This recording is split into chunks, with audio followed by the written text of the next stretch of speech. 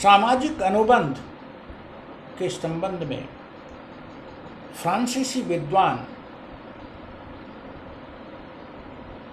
Rousseau ने general will,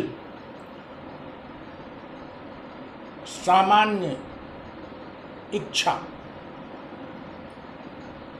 की बात की।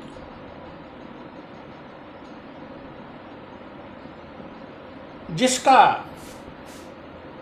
राजनीति शास्त्र में, राजनीतिक व्यवस्था में अत्यंत महत्वपूर्ण योगदान है।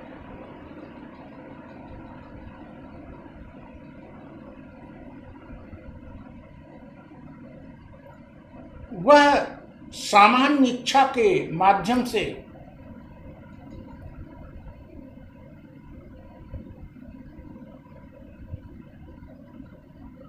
व्यक्ति को राजनीति के केंद्र में लाकर खड़ा कर देता है।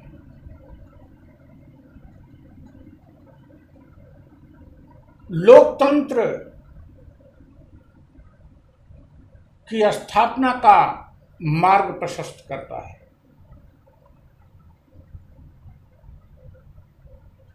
और संप्रभुता की जिन बॉर्डन की संकल्पना को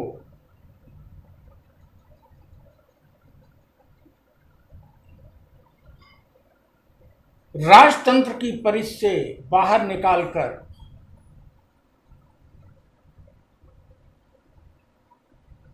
जनसामान्य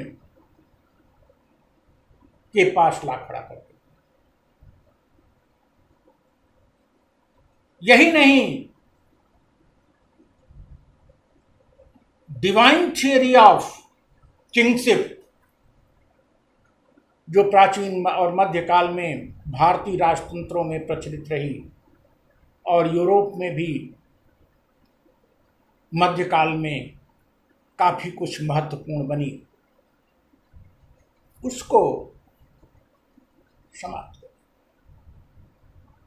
शासक की शक्ति दैवी नहीं, शासक की शक्ति जनसामान्य की शक्ति है, जनसामान्य के इच्छाओं की अभिव्यक्ति।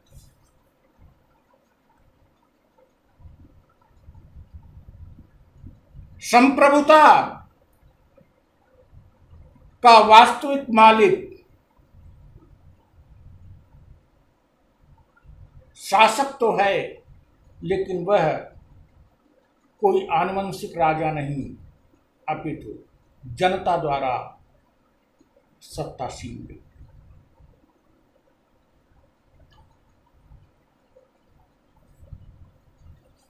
अगर तथ्यों की बात करें तो रूसो का महत्व उस रूप में रेखांकित नहीं हो पाता जितना कि वो महान है। तथ्यों में वो तात्विक इच्छा और तात्कालिक इच्छा की बात करते हैं। तात्कालिक इच्छा मनोवेग से होता है और उसमें स्वार्थ और स्वहित की बात होती है, वह अस्थायी नहीं होता। और जो उसकी तात्विक इच्छा होती है वो दीर्घकालिक होती है, अविभाज्य होती है। और व्यक्तियों की जो तात्विक इच्छाएं हैं उनकी सहमत से सामाजिक अनुबंध होता है और सामाजिक अनुबंध के तहत शासन व्यवस्था स्थापित होती है। यहाँ अगर क्रिटिसाइज करने की बात करें तो क्या सबकी तात्विक इच्छा एक हो सकती है, ऐसा आरोप रूसो पर लगता है। या कि यूं कहें, तात्विक इच्छा में जो मतभेद पैदा होते हैं उनको दबा दिया जाता है, यहाँ पूर्ण सत्तावाद की तरफ रूसो जाते हैं। यह भी एक आलोचना है।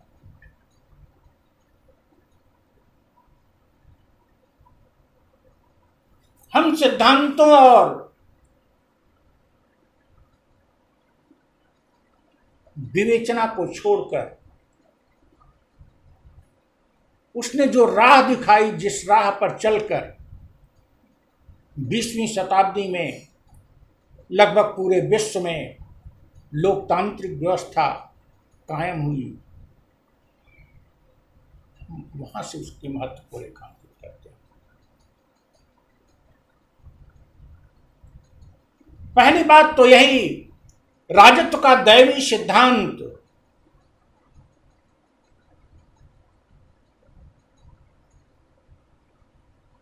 पर्दे के पीछे जा चला गया और शासक की शक्ति जनता की इच्छाओं से अभिव्यक्ति हो रही है।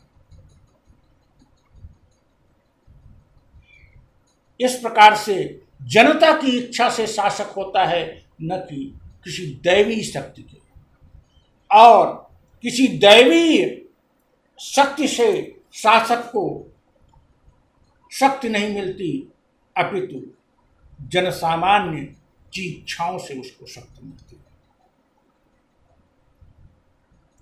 दूसरी बात, संप्रभुता की जो की संकल्पना अभी नई नई 200-300 साल पहले ही रूसों के उद्भूत हुई थी, उसको उसने राजतंत्र के परिधि से बाहर लाकर लोकतंत्र की तरफ मोड़ दिया। संप्रभुता जनता में निहित कर दिया और जनता की इच्छाओं की अभिव्यक्ति से जो सत्ता है उसमें संप्रभुता है। और तीसरी बात,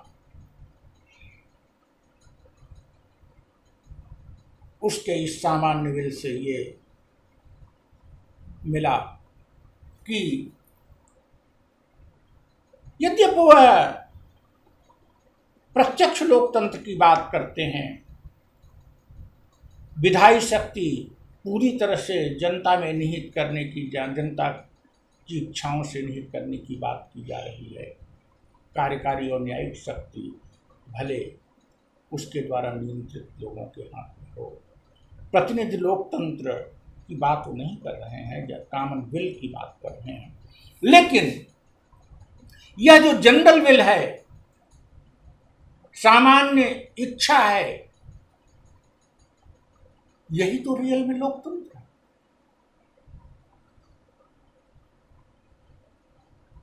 सामान्य इच्छा का यह दोष कि सामान्य इच्छा लोकतंत्र में वो आज भी देखा जाता है, अल्पसंख्यक जो पराजित हो जाता है, बहुसंख्यक का शासन हो जाता है, अल्पसंख्यक की बात को दबा दिया जाता है। यह तो लोकतंत्र में आज मेरा इसका रास्ता भी ढूंढना है। यही बात वो पहले कह चुके हैं। यह रास्ता नहीं दिया जा सका और आज भी नहीं दिया जा सक रहा है, और यह संभव भी नहीं है। रास्ता कोई और होगा।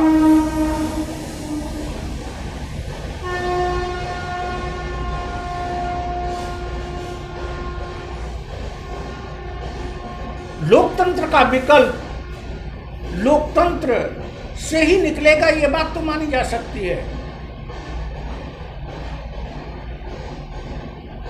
लेकिन कहीं न कहीं लोकतंत्र की परिधि से कुछ बाहर निकलकर हमको खोजना पड़ेगा।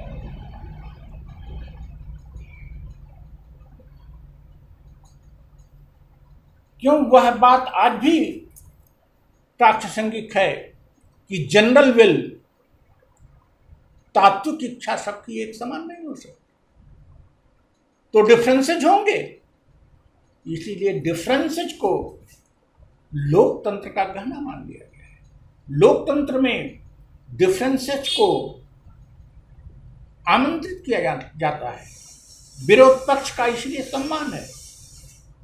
जब तक कोई एक सार्वभौम व्यवस्था हम स्थापित नहीं कर लेते हैं, लोकतंत्र का और अच्छा विकल्प नहीं ढूंढ लेते हैं, तब तक सत्ता पक्ष और विपक्ष दोनों के सम्मान के साथ दोनों को स्थापित करके, दोनों की बातों को सुनकर राजनीतिक व्यवस्था को संचालित करने का जो कार्य हो रहा है अच्छे लोकतंत्रों में, वह आज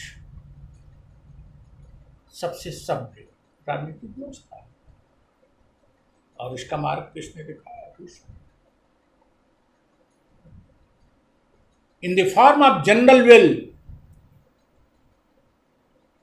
जनरल विल के तहत सामाजिक अनुबंध, सोशल कॉन्ट्रैक्ट, जो कि उसकी पुस्तक भी है,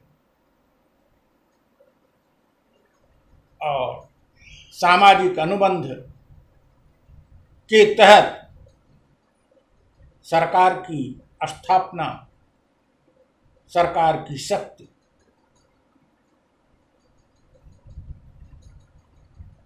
यह मार्ग या इस मार्ग को प्रकाशमान करने का सबसे पहले जो प्रयास किया वो रूसो ने किया। तो संप्रभुता के रूप में, डिवाइन थियरी ऑफ किंगशिप के विकल्प के रूप में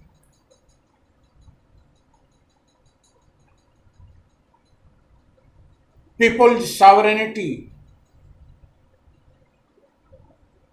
एंड डेमोक्रेसी,